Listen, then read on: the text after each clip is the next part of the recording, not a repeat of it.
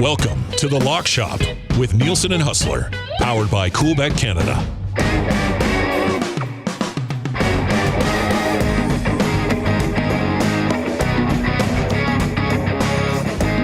All right, what's up, Lock Shoppers? It is go time for another week and the first Monday nighter of the year. We've got so much to get to from yesterday's first full NFL slate. Welcome to the program. I hope you had a great weekend. Andrew Paterson, Pat Gregoire, Dusty will be joining us in a few minutes. Patty, obviously some ups and downs, some highs and lows from week one, but man, it was great to have it back. This was one of the best sports weekends of the year. Just for those of us here in Winnipeg, shout out to the 32-5 or whatever that packed Princess Auto Stadium for the Banjo Bowl. Shout out to the Bombers for covering the number. An amazing, amazing weekend. We had a couple playoff baseball games that went our way as well. And then the full slate, my man. The full slate yesterday. Got to the bar with the fellas. 7 different games on the TV. A few cold ones. It was so good to be back. It was amazing. It is exactly how you would expect a Sunday to go. We had witching hour in that week one, 1 o'clock games here in Ontario. Came down to the wire, some crazy finishes, backdoor covers, games where there was multiple safeties. So now your brain's working. Okay, math, how do we cover here? How do we cover there? It was the best. It was the absolute best. The elephant is in the room here. The elephant, let's get over it. In the inaugural version of the Lock Shop House Callers, we went 3 for 4 on touchdown scores, and unfortunately for myself, unfortunately for Dalton Kincaid, he's going to find himself on the shit list, in the banned list, and no longer be able to appear there. And it was my pick. It was my pick. So hand up. That's on me.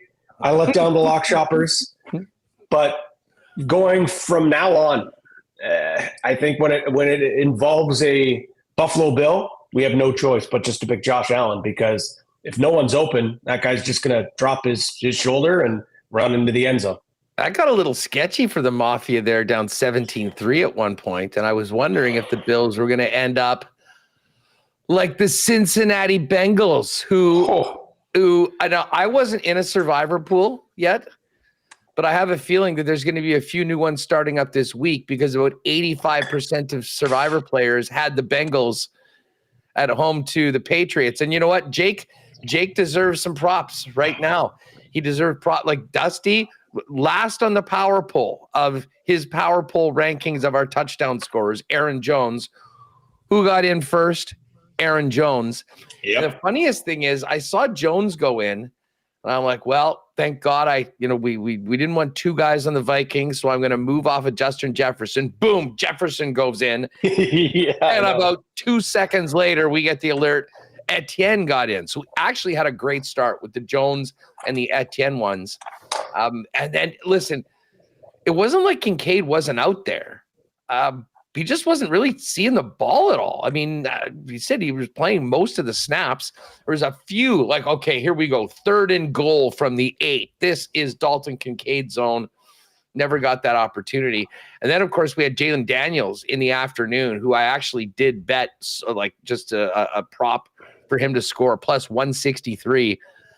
I don't think we're going to be seeing 163s on Jaden Daniels moving forward after yesterday. I mean, that was... I don't think the Commanders are going to be any good this year, but if you pick Jaden Daniels in fantasy, this is a guy that is going to be eating all year long. His ability to run And Anthony Richardson, similar. He's got these massive fantasy numbers. I think he was only 9 of 19 passing. There's some pretty dynamic quarterbacks from a fantasy perspective. Am I banking on them to win me the football game? Probably not, but there's a bunch of other ways we can get in on it. So, yes, I mean, listen, for the percentages, a nice start, but 3 out of 4 won't cut it in the house callers. So we put Dalton Kincaid on the list, and we move forward. Yep, we move forward. We're on to week 2. Well, we're actually on to Monday night, and this is an intriguing game. I don't know if we want to dive into it just yet, but we will at some point. Yeah, we will. Let's get Dusty back in here. I mean, just a quick recap of the weekend. I traditionally, and listen, I think a lot of people can relate to this. Part of the reason why we say is, as much as possible, try and don't go too hard on the gas in week 1, because a whole bunch of things that we thought we knew, we now know are not the case. I did go 2-1-1 on the best bets, and man, I was so close to 4-0 when Houston. So I had Houston 2.5, and when they were up by 8, gave up that touchdown, and then Indy went for 2 and didn't get it to leave it as a 2-point difference. I'm like, I've just got this bad feeling that will be the difference between covering the number. And then, in the fourth quarter, both coaches went for ballsy gambles on 4th and goal. They both got them, which of course ended up being a 2-point game. So lost that one by a half point. And ended up pushing on the Seattle game, which was, tough to take because they did have that big lead, backdoor push. I love the Pittsburgh pick, and Pittsburgh, that one I think was nailed. The Pittsburgh Steelers defense is by far the best unit on the field in this football game. How can we not think that this game will be close? It was more than close. They won outright.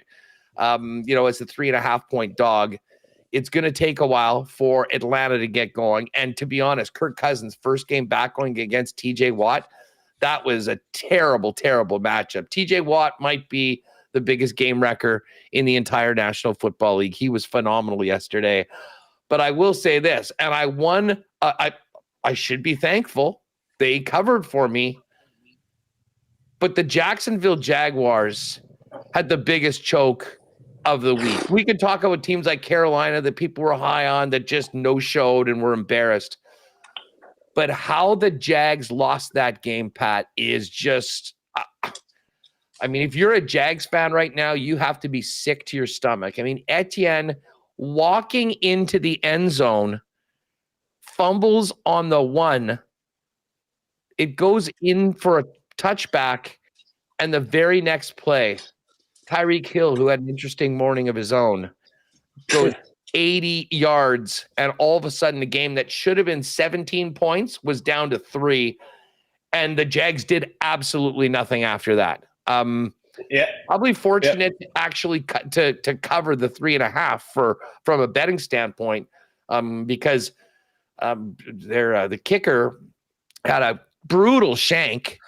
Got it later on, and then obviously kicked it on the final walk-off. So 2-1-1 for yours truly. I'll take it, but it could have been better. And let's see, Dusty was victimized by a couple of tough ones. First of all, Tennessee +4. That looked amazing. The Bears offense didn't do anything. It was defense and special teams that flipped that game around. That's a tough loss. He was on Carolina. You got to just wash that one away. And Cincy's epic faceplant against the Patriots, nobody saw coming. He did get bailed out though by the Lions with the overtime 6 to win, to get one on the board. So Dusty finished 1-3. I was 2-1-1 right now, and then we did get 3 of the 4. So, I will say not a terrible start. I did need my ride with Huss, had the Vikings, had the Texans, and then a complete no-show. Cleveland is on my list. Let's just get to it right now. I saw PFT commenter has a poll right now. Said this might be time to say this. Is Deshaun Watson a better human being than he is a football player? Yeah. Well, we know he's not a good person. That is confirmed. We know he is not a good football player. It was disgusting watching that game. And I think I saw some discourse out there being like, whoa, like, got to give respect for the Cowboys going in and on the road and completely dominate. Like, I couldn't tell anything about that Cowboys team. Sure, they won. Sure, they put up a bunch of points. That speaks to me more that the Browns are no good. And they're like, what we saw last year with that defense, I talked about it. Like, their defensive numbers, points against, like, they were virtually unbeatable at home. I think they won 5 straight games at home. And it was on the back of their defense. That didn't hold up, but also when you're 3 and out, turnover, 3 and out, that's a lot of pressure on your defense for having to play that much football. I'll make my judgment on the Cowboys the next game they play. I didn't learn anything. What I learned is Deshaun Watson is not an NFL quarterback. I'm sick and tired of hearing, well, it's the rust. We haven't seen him. Well, that's a big reason why he's no good anymore. He hasn't played enough. They paid him, and they're paw committed. Like, I don't think we're seeing Jameis Winston roll out week 2. Like, they're paw committed with this guy.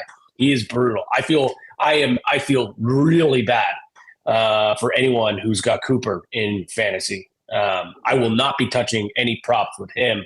Like, they're a mess. They're an absolute mess. I've got a buddy, one of my really good buddies is a Browns fan, and he had such high expectations for this group for some reason.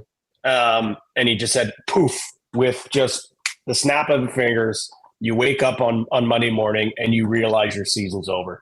Doesn't matter if that defense gets solved. Doesn't matter what happens. As long as number 4 is under center, this team is not going to be good at all. No, it could be Jameis time. It could be Jameis. It's not going to be for a while, though, because they're paying this guy so much, Huss. Like, I don't know how.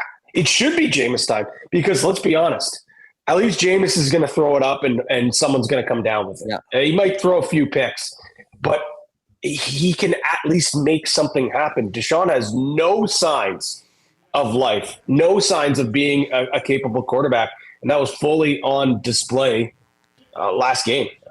Hey, Jake in the chat, speaking of the Titans, dogs of 4 or more points to lead by 17 or more at any point in the game were 66-1-1 against the spread since 2019.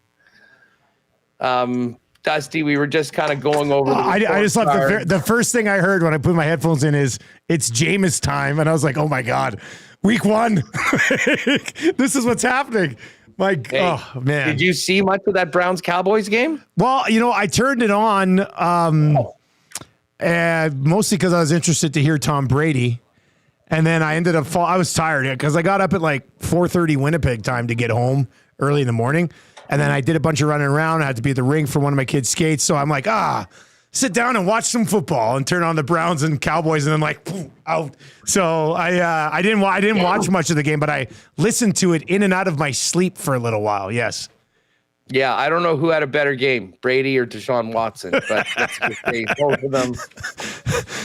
He's got a long way to go to make that type of money. Both of them, I guess, too. Yeah, they're both making about the same amount now. In the, I don't know. We'll give Tom a couple other games to see what's up. Can I?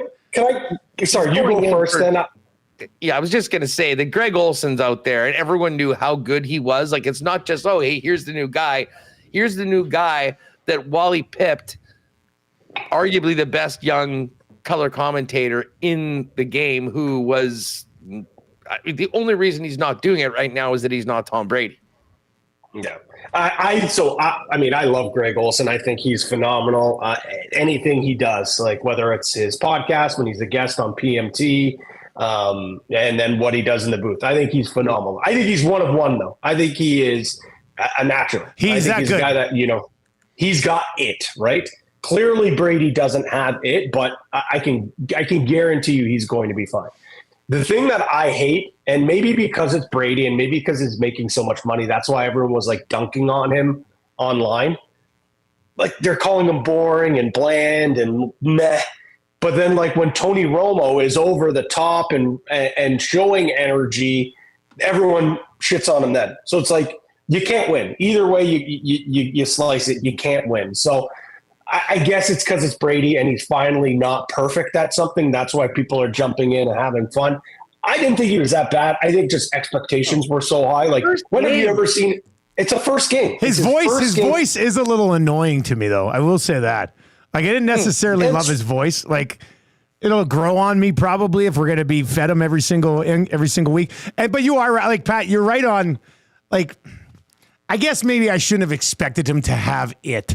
Not everybody has it. But when you're getting paid that much, you should probably have it, right? And so he's going to have to work at it. I'm curious to see how hard he does, like, or is he just like, I'm not great at this right off the bat. I can do whatever I want. Let's find something else. From all accounts, he's been putting in the time. I mean, he has tape. Like, that's why I think he will be good. He just needs to get a little more comfortable, kind of knowing the ins and outs. He's doing it with Burkhardt, who's awesome. So they will make it happen. Dusty, like, we don't need to go too much into, like, we kind of went over our picks and we mentioned like Tennessee somehow. I mean, that's the one that really pissed me off. I mean, the Bengals killed all my tickets, but the Titans one is the one that pissed me off just on our own picks, because I was sitting there going, well, you just read, was that the stat you just read, Huss? Yeah, like 66, 1-1. Crazy. Well, but and to do it without the other team scoring an offensive touchdown on you. Like, that's the worst part. If you showed me Caleb Williams' stat line. Yes. If you showed me his stat line, I would have never in 100 years would have predicted that score. Never at all. And you get 2 defensive and special teams touchdowns, and they find a, like, I mean, the Bears had absolutely no reason, and we faded the number 1 overall pick. We faded it. We listened to the trends. We listened to the stats, and it should have worked. 100%. It's just Will Levis is who we thought he was, and it's insane. It's crazy. Haas, you read up that stat that Jake threw in the chat. Like, it is a 1 in a million chance that the Titans figure out a way to lose. This was such a wacky, crazy week for me for picks too. I finished 1-1-2. I had 2 games that pushed. How does that even happen? Because I got Miami at 3 and Seattle at 6. It was just such a wacky. But that's week 1, right? Nobody knows anything. Expectations are high. They're low. Throw it out the window. We got the Patriots winning outright. We've got, like, it's amazing. It's beautiful. And I'm not giving Jake his flowers. I'm not doing it. No. The Patriots are the real deal, guys. Bengals, they're going to still stink. Bengals lowered their play to the Patriots level. Sorry, Jake. That's it. It's not like the Patriots went out and were world beaters. Let's be honest. What year was it that the Jags won their opening week and they went 1-0 and then lost 15 straight after that? I remember that was one year where they came. They're expected to be a bottom feeder. They won their first game. Everyone's like, oh, maybe they'll actually be half decent. Proceeded to lose every single game. Are the Patriots going to do that? Like, I did, and Jake's probably scratching his head and saying, I didn't hear you say this. I did say that the Patriots defense is going to be really good, and they'll find ways to stay in games. They just don't have the offense to win games. That's the quite fact of the matter. So maybe they're going to be better. Maybe they won't be the first overall pick, but they're not winning 3-4 games this season. I just don't see it happening. They might be competitive. They might be better than what we thought they were. They proved it, obviously, with the Bengals, but I'm not saying all of a sudden this team's going to be battling for a wild card. And let's not forget, Jacoby Brissett is good for 1 or 2. Like, if you're a tanking team, you probably shouldn't have Jacoby Brissett as your quarterback, because he's not good enough to get you in the playoffs, but he's also not bad enough to lose every single game, right? Oh, we had a conversation as to when the Patriots are going to start maybe shopping Drake May around, now that they're pretty much locked in percent for the next number of years. Two things I want to get. We'll obviously get to the Monday Nighter. We could spend 3 hours breaking down yesterday's games. Did I miss the Kincaid slander? Yes. Okay. did, I just wanted to add to it. No, Pat, it's not on you. It's not on you because I had the Kincaid touchdown at the top of the power rankings. I like the Kincaid pick. It's more on Josh Allen and Kincaid than it is on you, Patty. Did you try to hang this all on the man in the middle here? Is that what happened? Is that what happened? Well, I mean, listen, we did have 3 or 4. I mean, we had 3 or 4. You know what? From Justin Jefferson to Etienne, they both got it in there. So that's true. I mean, yes, Dalton Kincaid is the first member of the list for this year. With the Bengals. I was still very encouraged that we kind of no sweat the other 3. You know what I mean? Like Etienne should have had 2. He had that fumble when he was just going in. Dave, shout out to, I think the from a betting perspective, my biggest takeaway from week 1 is that we are cashing our Jaden Daniels over rushing picks. Oh my God. I mean, the 550 is going to get destroyed. It's good. Yeah, all he has to do is stay healthy. If he stays healthy, he's going to have it by week 9. Yes, exactly. Like that's good. As soon as I watched how they were running that offense yesterday, I was like, oh, we are cashing those for sure. Like, yeah. Well, from a fantasy perspective, he is going to be so much fun to have on your team. Like they're going to lose a lot of games. There's going to be garbage time. There's going to be a shitload of running. Like it's just going to be. He's going to be eating all year long. You know that one team. I've got C.J. Stroud, who I started this week, and then I've got Anthony Richardson and Jaden Daniels on my bench. And I didn't win this week, but C.J. Stroud had like 22 points. The other 2 guys had 27. And I don't even know if either of them necessarily play well, but with the style they both play, and obviously Richardson had that 69-yard in the air, 60-yard bomb that he heaved up. I'm excited from those 2 on a fantasy perspective for sure, man. Those guys are going to be studs. He was 9 of 19. Yeah. I mean, you need to be able to complete 50% of your passes. Like it's great to get in some extra points, but I'm way more in on Daniels than I am in on Richardson, just because of their situation. And the one thing is, Richardson, even though he's a bigger dude, he's so reckless sometimes, and we saw him get hit hard last year and basically was knocked out of the season after about game 4. So we'll see. I mean, quickly, how about those first place Pittsburgh Steelers? Everyone written them off, maybe more so this year than any before. They go and win on the road while Cleveland looks terrible. Cincinnati looks terrible. The Ravens lose a tight one to the Chiefs. And the Steelers somehow 1-0, even with Russ, who was not active, but in full equipment and uniform on the sideline. That was all-time stuff. Only Russ does that. It reminded me of Jameis Winston, that one game where he came off that suspension or was suspended for FSU when he was at college, and he came out in full gear, and their coach, Jim Fisher, was like, Jameis, you're suspended. You can't play. You're not allowed to play. Why are you wearing equipment? That's exactly what I felt with Russie when he came out full equipment, even though he was not cleared to play. This was a game I wish I bet, because I was with you, Huss, on Pittsburgh making the playoffs. Like that was one of the bets on our future show with Jake. I followed you. I agreed with that one. But I also have been on the record multiple times on this program that I think the Falcons are unbelievably overrated, like criminally overrated. So for me, this was a game that I was already super invested. I wish I was more invested here. Although with that being said, I think one thing we do know, obviously, TJ Watt is still TJ Watt, still an absolute game wrecker. You could, say he was the most effective player to their team yesterday. But with that being said, I think it tells us more that the Falcons are not going to be that good of a football team, or at least it's going to take them some time to figure it out. And maybe Kirk Cousins, it's going to be a little bit more challenging for this guy to come off that surgery, that injury that he had on his Achilles, because he looked absolutely dreadful yesterday. They're going to need a little bit of time, the Falcons are, for sure. And listen, the Steelers, that's going to be the way they're going to win games. You're going to be like, what the heck? Their quarterback was like 10 of 22. They ran for a bit. Oh, geez, they had 2 strip sacks, a defensive touchdown, and they somehow managed to win. Chris Boswell owners. What do you have? A lot of field goals coming this year. Yeah. Hey, we might have to have we honestly might have to start in, like, even though their games are at 1 or maybe it's 4, we just might have to start treating that as a prime time.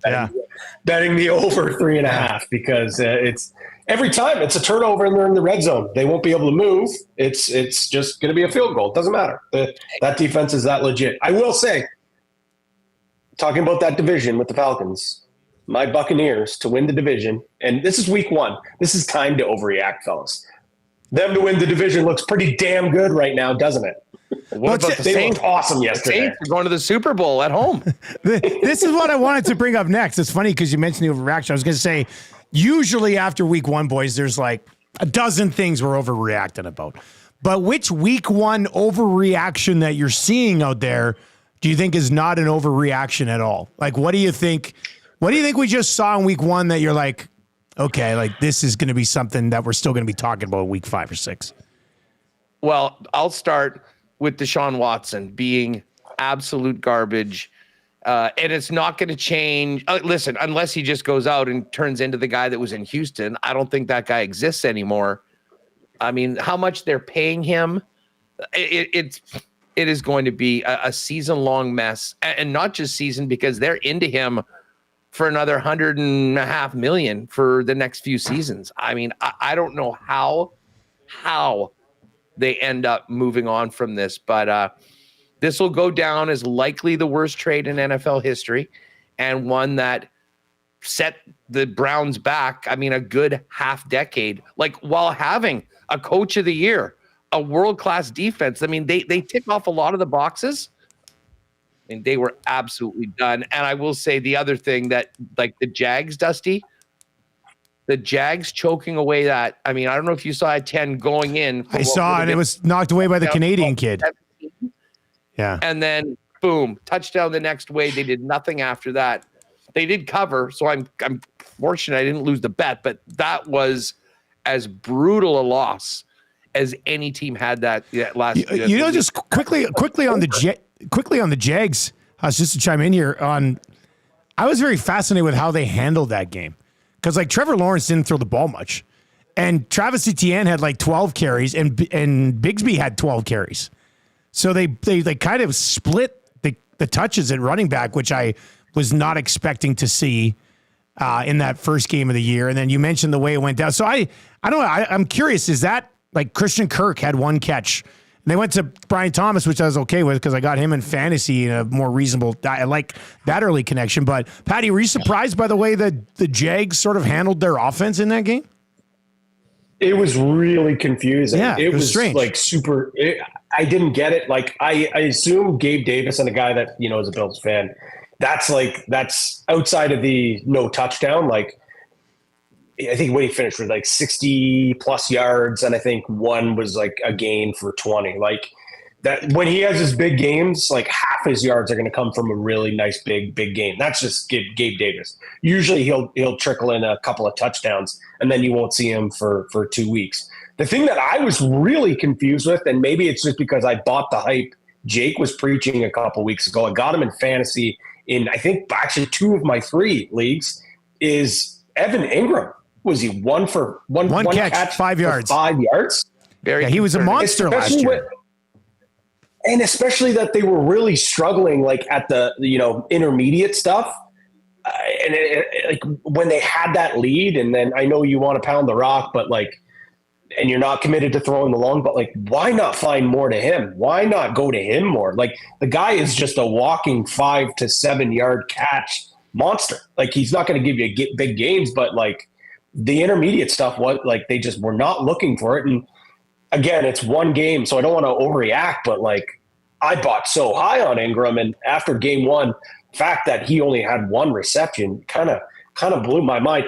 One overall overarching thing was, and again, it's very early, but like you talked about things that people are overreacting about, and I don't even know people are overreacting. It's just something that I really noticed was like teams were running the ball way more than I anticipated. Like they were pounding the rock. We really didn't see like crazy numbers from a ton of quarterbacks. There was only 1 quarterback that finished with over 300 yards, and that was Tua, and 80 of them came off 1 reception. Like a lot of teams, I think, whether that was game plan, just the game script, whatever it may be. Everyone talks about this being like a passing league now. This is a quarterbacks league now. We didn't see a ton of really outstanding quarterback play yesterday. Yeah, I think Stafford finished a little over 300, but he was in the Sunday Nighter. So that was, I think he finished 317, but that would have been outside of that main stretch of games. That's a couple, I thought the Rams looked really good last night. Like Detroit's a good team, but I thought the Rams looked like like that. To me last night, that wasn't like Detroit, getting threatened by a weaker. That looked like two really good teams last night. Oh, listen, the Rams are for real. Up, by the way. Yeah, huge. 14 catches last night. Well, with Nakua going down, it obviously led to more. The PPR God is back. Hey, listen, Detroit was awesome. They got the job done. Take it easy, fellas. They got the job done. And I mean, for you, Dusty, that was huge. I mean, to get that and cover in overtime, I will be honest. I was kind of feeling the Rams, and I thought that I was thinking back to their playoff game and how tight that was. And I made a last-minute bet before the game on the Rams plus 4.5, and it looked quite good.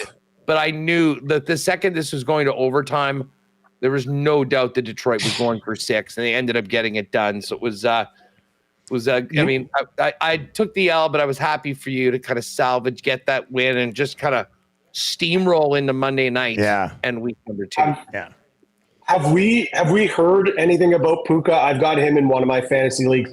He also, again, talking about parlays, like a parlay last night. I didn't include him on the the Patty's Primetime parlay, but on another parlay that I made myself, I had Nakua, and he finished just one reception short due to the knee. So I haven't heard it. Like, I know a lot of people were concerned about that. Apparently it's the same knee he hurt from last year.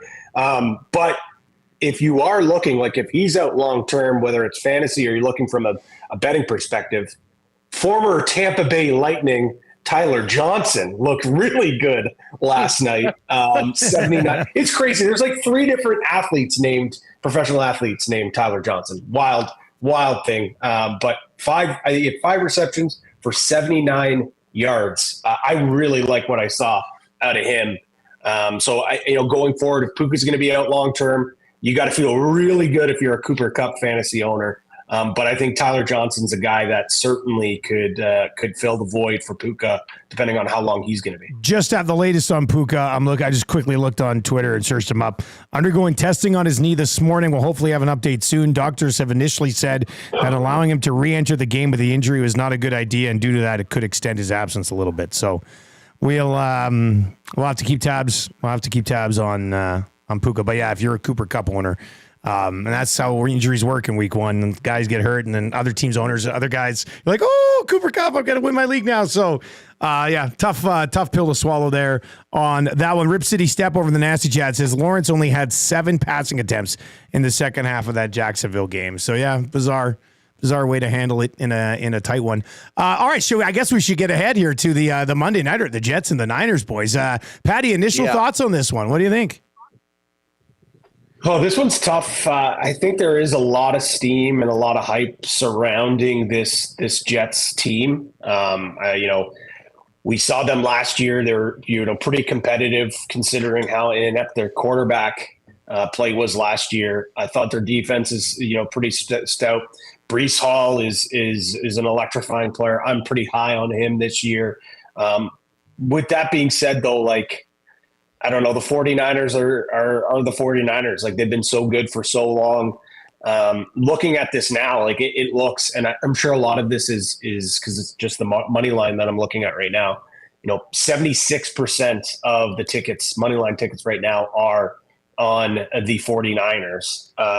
And a good chunk of the money is there as well, too. So I probably won't pick a side, to be honest. I'll probably go over 3.5 field goals and then sprinkle a bunch of props. This one could go either way for me, but my heart says I think the 49ers get this done. And I just want to see how Aaron Rodgers looks first before I decide to bet on him, to be quite honest. That's a fair take. And I'm kind of with you on that. I don't necessarily love the side on this one. Huss, do you have a lean either way on the side, or are you on one of these teams confidently? I'm taking the Jets. You are, hey? The Jets and the points. listen, I think that this is a really, really good team. I think this defense is going to be a problem for whoever they're playing this year. And listen, I think we've seen in the past that Brock Purdy has sometimes, struggled against some of the truly elite defenses right now in football. I mean, listen, they're in a way better shape having a Uke signed and Trent Williams back. But I mean, they never really had all their guys together throughout the preseason. I don't necessarily think that's a big deal. This is more a bet on the Jets being good than anything to do with the 49ers. What's interesting right now is if you look to Coolbet, and again, the lines are very, very nice for bettors. It comes up as 4 at -102 and -4 at -106. But 4.5 is -114. And it's -103 for the Niners. So if you don't mind just a little bit more juice, still well within the window. I mean, -114 is a normal line in a lot of cases. You get the extra half point because I could see the Niners, winning by 4, being up, and then obviously the Jets being a situation where they have to score a touchdown as opposed to a field goal to make it tight. Yeah. But I do like. I'm gonna back the Jets to have an opening night that goes a heck of a lot different than last year does. All week long, I've been looking forward to this game, thinking this should be a hell of a game. We know how the script works in the NFL. I mean, they don't plan for blowouts. They put these primetime games on, and they give strict instructions to have it being thrilling and exciting right down to the final play. I like that script for the Jets plus 4.5 tonight. I got some player props. We put up a parlay a little bit earlier on. I'm looking at Patty's prime time's already up as well. Pat, I'll let you lay that one out. This morning, we put this one together. Monday Night Football Madness parlay with myself, Awanik, and Gager on the Nielsen Show this morning. We've got George Kittle over 39.5 receiving yards, Breece Hall anytime touchdown, and Aaron Rodgers under 249.5 passing yards. So Rodgers under 249.5. Kittle over 39.5. Breece Hall anytime touchdown. It's actually 6-1. It's a really nice number there. Patty, what do you got for the prime time? I've got Nick Bosa sack. I went back to Old Faithful. 0-3 right now in primetime games for this parlay. So going back to old school where I would always include some sort of defensive stat. So Nick Bosa, 1+ sack. McCaffrey, 25 reception yards. And then the real Old Faithful, over 3.5 field goals. That's at plus 550. We also got another great load of exclusives here as well while I've got this tab up. Purdy like a rock star. Brock Purdy, 2+ passing yards. TD, 225 passing yards. And then San Francisco to cover the 3.5. That's plus 325. Breece Lightning. Breece Hall, 60+ rushing yards, 1 touchdown scored, and the Jets to cover. So if you're leaning with Huss, I think that's one that you got to ride. For sure. The Monday night snooze fest, the under 43.5 plus over 3.5 field goals made at plus 425. Return of the Aaron Rodgers, 2+ passing TDs, 225 passing yards, and the Jets to win outright at plus 475. Monday night barn burner, both teams to have plus 25 points. That is plus 700, pretty big number there. Finding Deebo Samuel to have 5 receptions, 12 rushing yards, and an anytime TD plus 700. And then the pay dirt parlay, Christian McCaffrey, Breece Hall, and Deebo Samuel all to find the end zone at plus 785. Finding Deebo made me laugh, but that's a guy who's watched Finding Nemo a lot of times with his family. So it's just like, I thought that was funnier than maybe it was. But we got to build a little parlay here. Huss, what do you got for props? Anything you like? I got a couple here, but what do you guys got? Well, I am perusing the anytime touchdown scores, and I'm looking at. Listen, Breece Hall is plus 110. I love getting him at plus money. I think it should be a little bit lower, so that was good. Yeah, I think that he's a guy I'm heavily invested in fantasy. I think he's going to be an absolute stud. This game going up against the Niners defense, maybe not the juiciest matchup doing it on the road. But I don't mind him. I'm thinking about who Aaron Rodgers is going to get his tonight. Aaron Rodgers he's not going to come in a prime time in San Francisco to let Breece Hall rush it in 3 times.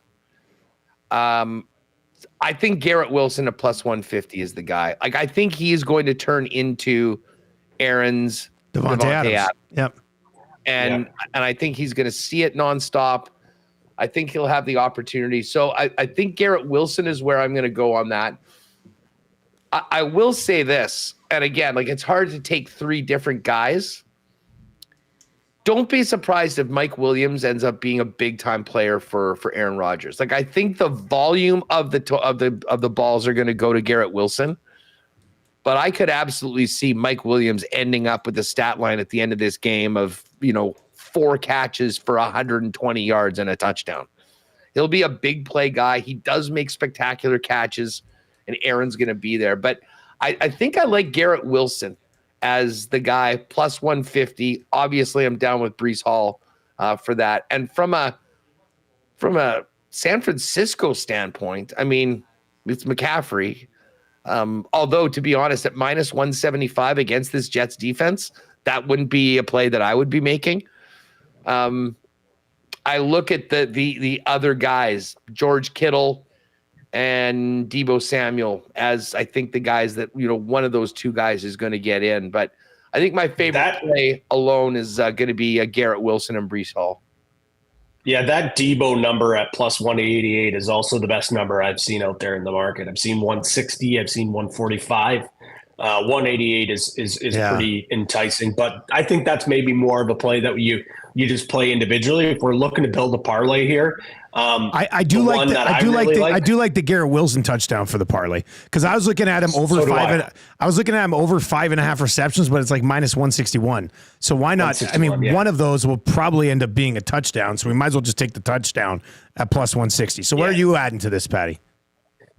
It's funny you said that the Wilson reception, that was one of them. But if we have a touchdown, then no worries about that. For me, I've talked a lot about Deebo, not just because of the clever exclusive name. I like Deebo here. There is some chatter that like McCaffrey might be a bit banged up. To me personally, I kind of think he says he's fine. I think he's going to be fine. But with that being said, I still don't think we see the heavy workload to start the year. Like, I think they're going to try to spread the ball around. And with that being said, expect a heavy dose of Deebo. Like, whether it's on the air, on the ground, it's the first game of the year. It's prime time. I think Shanahan likes to show off and get creative. And just looking back last year, he crest this 8 of 15 games last year. It's 13.5 rushing yards. He could get that in one end around run, a jet sweep, whatever it is. I think we see a lot of Deebo, and I think it's on the ground and in the air to help alleviate not running Christian McCaffrey into the ground in game 1. How about this? Breece Hall, most rushing yards in the game, plus 110. Yeah, I like that if they're going to limit McCaffrey. Like, because for me with this parlay, I had 2 things. I had Garrett Wilson over 5.5 catches, and then I was thinking about figuring out what we could get the number at for Deebo Samuel total air and rushing yards. And I was looking in the bet builder, like 50, 60 type of thing. I mean, I don't hate that. And if we like Breece Hall to lead the game in rushing, I mean, maybe there's something there. Maybe Breece Hall leads the game in rushing. Garrett Wilson gets a touchdown. And Deebo has, I don't know, Patty, what will we set that number at? So he's at 13.5 for receiving. 13.5, and his receiving's 49.5. So you're looking at like 62.5-ish, 63.5-ish total, which I think I like, especially when we drop it down like 59.5 and go over 59.5. Deebo, he's got to get 60 total 60 yards. plus. Yeah. 60 plus. Let's do 60 plus. I think we go 60 plus. I think we can get deep. Yeah. Okay, so 60 I think we plus can do that for sure. Deebo. Garrett Wilson touchdown. And you guys don't want to take a side? Do we want to take a total? Man, I haven't really looked at the total yet on this one. 43, hey? 43. It's low.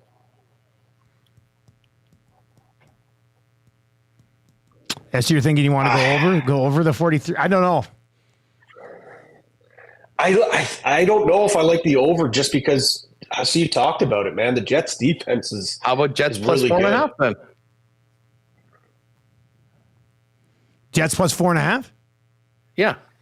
Well, you were on the Jets. Patty and I are staying away from the side. Yeah, you guys are on the fence. Yeah. I mean, if we want to have, probably should have a side or a total to go along with the two props. the Wilson touchdown and our Debo over. Well, we all were pretty honed in on the same player props. So, like, I think Dusty and I could, like, that could be those two props. Those are ours. Those are our plays. And then, Huss, you're pretty confident in the 4.5. What we're trying to do here, I'm good with that, is if the Jets cost us a parlay, it's on Huss. It's on Huss over there. Like, no problem. Okay.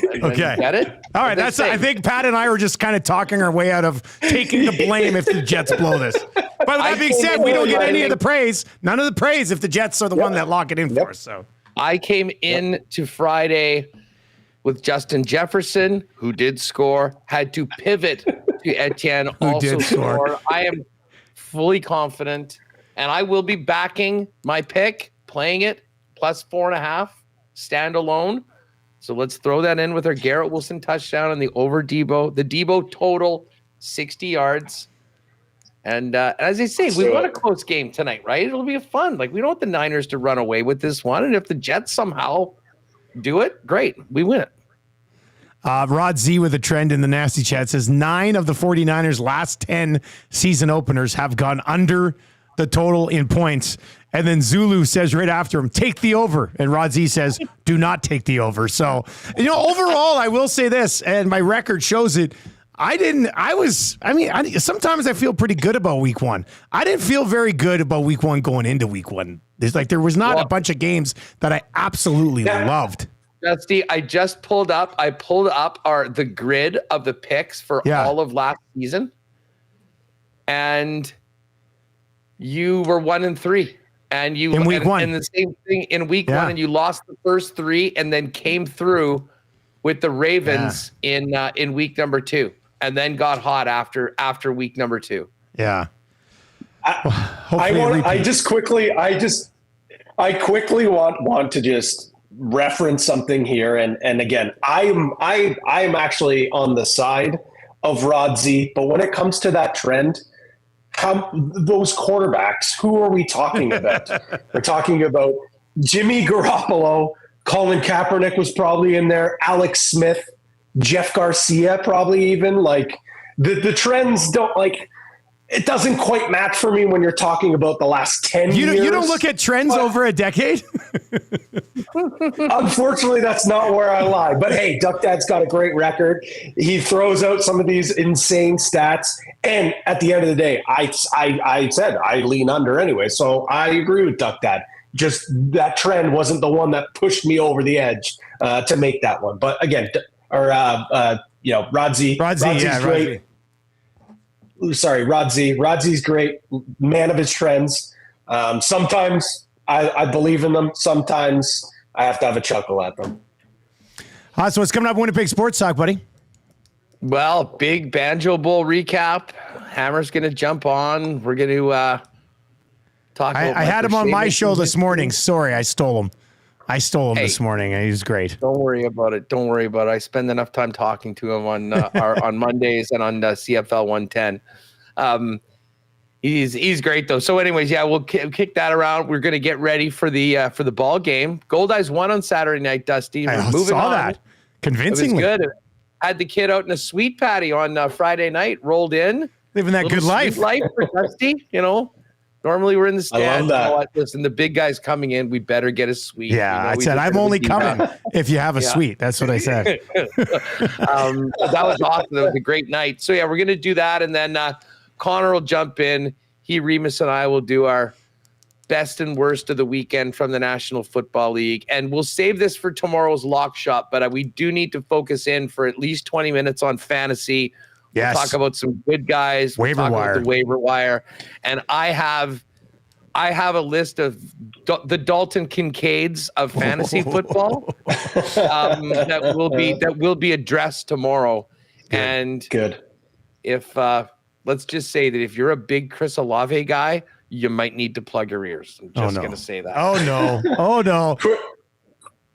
Quickly, two quick things for me, fellas. One, last chance to get in on the NFL Reload bonus if you haven't. We've seen a lot of people opt into this thing, and make sure you get your bonus, your deposit bonus.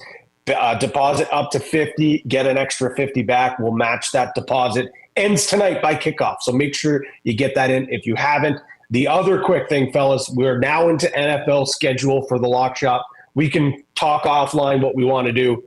Wednesday, I don't imagine I'll pop on, but maybe I can send you guys my golf picks. I know it's the off season, it's the fall season, but for this tournament this week, there's some big names in the field. So definitely want to get some of my picks out there, whether I'm on the show. If you want to pop in, you can pop in whenever, man. That's okay with us. I just don't know if we have enough. I don't know if we have enough time. We won't spend 30 minutes on golf picks, but we'll spend 10 minutes on golf picks. That's okay. Good. Okay. Yeah. Good. Because there's some good names out there poking in my face right now for the Pro Core Championship. I was looking at the schedule. I'm like, I was thinking, like, is there even anything on before the President's Cup? I'm like, the Pro Core Championship. Yeah. Well, okay. Here we go. Corey Connors is playing. He's playing. He's 14-1 to win. He's heating up. He's trying to get ready for the Prezzies, man. I'm fired up. Seif Tagala, Wyndham Clark, like big names in this tournament. Good names, yeah. It used to be the Fortnite championship. So it's now, the Fortnite challenge. Yeah. All right, boys. Well, Patty, we'll talk to you on Wednesday then, man. Yeah. Compile your list of fantasy players that made you very angry. Look, man, I got 9 teams. I can just go through my own teams. I don't even have to look anywhere else. Unbelievable. See you guys tomorrow. Enjoy the game. Right on, fellas. Let's go, Jets.